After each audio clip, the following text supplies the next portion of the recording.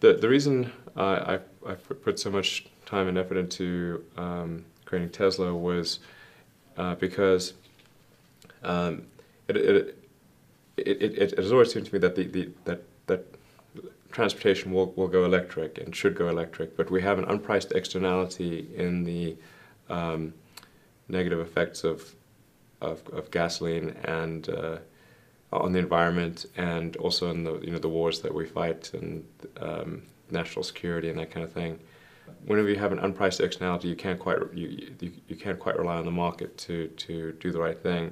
So in order to have electric vehicles come sooner than they otherwise would, I mean, electric vehicles were always going to be the long-term transportation mechanism. But to make that day come sooner, you have to bridge the gap with innovation. That was the goal with Tesla, is to try to serve as a catalyst to accelerate the day of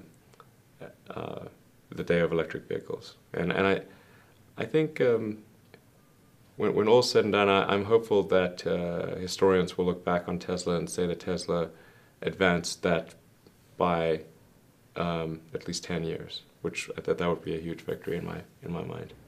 And SolarCity, of course, is on the energy production side of things, because it doesn't help if we have sustainable consumption of energy, but then that energy isn't produced in a sustainable way. And I feel quite strongly that solar power will be the single largest source of electricity generation by the midpoint of the century. In fact, just a simple extrapolation of the growth of solar power would show that that's obviously going to be the case.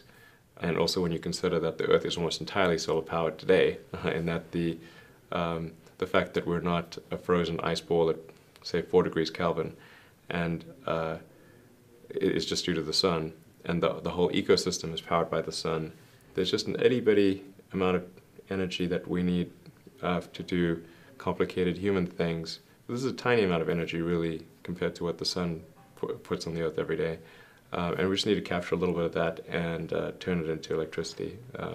So we have to try to accelerate that with innovation, and that's what SolarCity is about.